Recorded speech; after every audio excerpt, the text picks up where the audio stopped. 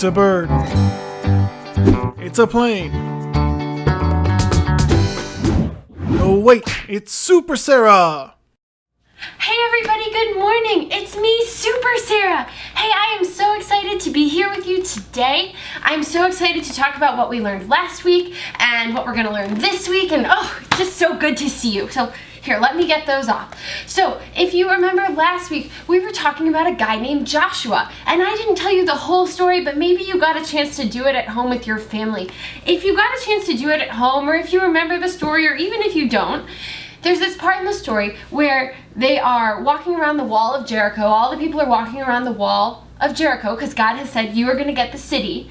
And I didn't tell you this part last time because I didn't want to spoil it for you, but at the end of the story, all the people, they shout, "Wah, wah, wah, wah," and then they blow their horns. And now I have here with me today a ram's horn, and this is the kind of horn that they probably blew in that story. So they shout, and then they blow the horn. Are you ready? Let's see if I can do it. Wow! And so everybody's blowing these horns and everybody's shouting, and guess what happens?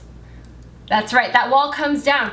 And Joshua was the person that God used to do this. Now, when we talk about superheroes in the Bible, we don't necessarily mean that they have superhuman strength or a Batmobile or can like shoot spider webs out of their hands. But that doesn't mean they're not super.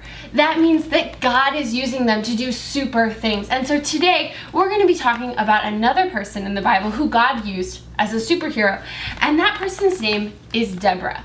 And now when I think about Deborah, I think about one thing. Can you guess what it is? It's slime!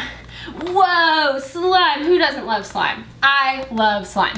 Now, for right now, I also love wipes. But when I think of Deborah, I think of slime. And do you want to know why? I think I actually probably need another one of these. I think of slime because slime is fun and it's messy and it's gooey. And sometimes it's a little sticky, right? It can be just a little sticky in your fingers, and that's why I'm washing off my fingers before I keep going. Now, I think of slime because it's sticky. And when I think of the story of Deborah, it starts with the Israelite people feeling stuck. Have you ever felt stuck? Have you ever felt like there's something you wanted to be able to do but you couldn't, or you were tired of the way things were but you didn't know how to change them? Well, at the beginning of this story, of Deborah's story, the Israelite people feel stuck because they have been ruled by a king who's not really even their king, but he's in charge of them, and he is not nice to them, and they are suffering. They are having a hard time. They are so unhappy. They don't want to be ruled by this king, and they are crying out to God for help, and they're saying, "Help us, God. Help us away from this bad king." And you know what? God uses Deborah. Now, I am not going to tell you that whole story right now because I want you to do the story at home with your families with the lesson materials that we have provided for you on our website and in your home. However, here's what I do want to tell you right here, right now. Every time that you feel stuck, no matter what it is, God wants you to know that He is with you. God does not leave us alone when we're stuck. And that doesn't mean that we're never going to feel stuck. That doesn't mean that we're never going to go through hard times. But what it does mean is that God's story isn't over. It's not. It's not over. God has plans. God is walking with us.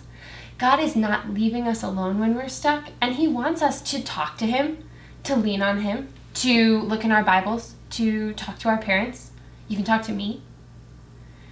You're not alone if you're feeling stuck. And God has big superhero plans for your life too. It's awesome. All right, guys, that's it for me today. I've got some slime here that I need to play with, but I will see you next time.